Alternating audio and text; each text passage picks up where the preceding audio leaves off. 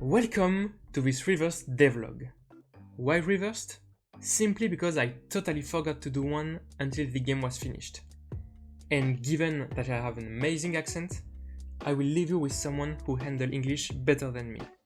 So, see you at the end of the video. I'll take good care of that script, don't worry. So today, I'm going to tell you about No More Enemies, a roguelike mixing bullet heaven atmosphere with platformer moves. My idea was to create a complete video game, and for it to be a quick and easy project to get the hang of it. Well, in the end, it took me a year, so it was neither of those things, but I really enjoyed what I did. As for how I came up with the idea for No More Enemies, I liked the pacifists saying, "I have no enemies," by a well-known anime character, and decided to apply it, but with a twist, and that the aim would be to kill all enemies, which would make I have no enemy true, but not for all the right reasons. Now that I have the concept, I had to choose a genre to apply to it. In the first instance, I went for bullet heaven, because it's simple enough to code, and still a lot of fun for the players. But just making a bullet heaven was too simple. I had to add another twist. And the twist is to mix it with a 2D platformer. And it's all going to be wrapped in pixel art graphics. And that's how I came to create No More Enemies. But before I get into the details and my game design philosophy, let me explain how I came to create my first game. Me personally, my only achievements are being a master on Overwatch and having a world record speedrun on BattleBlock Theater. Yeah, I know, it's a bit impressive. So, after reaching that gaming peak, I figured my next goal would be to learn how to make my own video games. Well, problem is, I'm a work-study student, so game development is done in my spare time. In the end, I don't really have any free time, but it's an activity I love, so it's not a big deal at all. As for my dev skills, I never done this in my studies, so it was really new to me. So to learn, I first started without code with gdevelop. The aim was really to learn the logic behind game mechanics. And the model I chose was turn-based combat, because there's no physics, and it's a system I really like.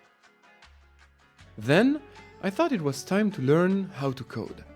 So I went to Unity, because it was really the game engine with the most resources for learning. I followed a tutorial and technically released my first game. It's just a rocket that has to get to the finished square. It has 5 levels. And by the way, if you feel up to finishing this game design horror, the link is in the description. Then, I got the urge to make my own game. So I took a look at Unity's pricing system, and let's just say I went for Godot, because it was 100% free, and there is quite a few tutorials to learn from. And speaking of learning, one thing I discovered is that if you find the right teacher, you learn and retain at least 3 times faster. And finding the right teacher is probably the most important part of the learning process. Everyone has their own preferences, but for me, it was Heartbeast. I found his way of explaining super clear and intuitive. So I went into the learning period. I followed a lot of his tutorials and took his courses on the internet. After a year's worth of apprenticeship, I was able to develop 2 prototypes, an RPG with automatic combat and a turn-based roguelike. But I could see that I was stalling on the implementations of certain functionalities. So I thought I'd better concentrate on the full realization of a simple idea to gain experience, and later work on a big project. Well, the small project took on unexpected proportions and ended up requiring a year's work. You guessed it, I'm talking about No More Enemies, of course. Now let's talk a little about game design. I thought it was a shame to just make a game with bullet heaven and platformer elements. I wanted to give it more identity by following a design philosophy. First point is the importance of decisions and their consequences.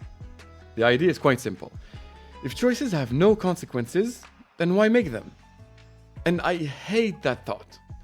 So, in Enemy, the choices will have tangible consequences. To make every good decision made even more satisfying, there are many choices to be made, and they can never be undone. And to cite a few examples of decisions you can make, when you get a reward to choose from, the monsters get one too, so you have to be careful not to shoot yourself in the foot. As for the shop, you can't reroll items. I know, it's special, but you can still freeze them to keep them for the next wave. There are other choices to be made, but I'm not going to spoil everything here. I'll let you find out as you play. Let's move on to the second point of my game design philosophy. The fact that difficulty doesn't affect unlockable content. I think it's a shame to deprive certain players of some of the content just because they're not good enough. Is it because I've never beaten Market? Maybe! But the fact remains that all of the game's content is unlockable, regardless of the difficulty level chosen. And to ensure that there's something for everyone, I've added an adjustable difficulty system that plays with the mechanics to offer a real challenge to those who feel up to it, while leaving the option of playing quietly for those who want to. I'd like to share with you 2 tips I've learned from my mistakes and my experiences on No More Enemies. The first concerns the unexpected. It's no use dreaming, you're going to have them. You're going to have to use your imagination and resourcefulness to get around your problems. For example, I had no idea, but physics in a game is super complicated. Whether it's the speed of the characters, their collisions, or gravity management, it really requires a lot of extra research. Likewise, the number of bugs I had was mind-boggling.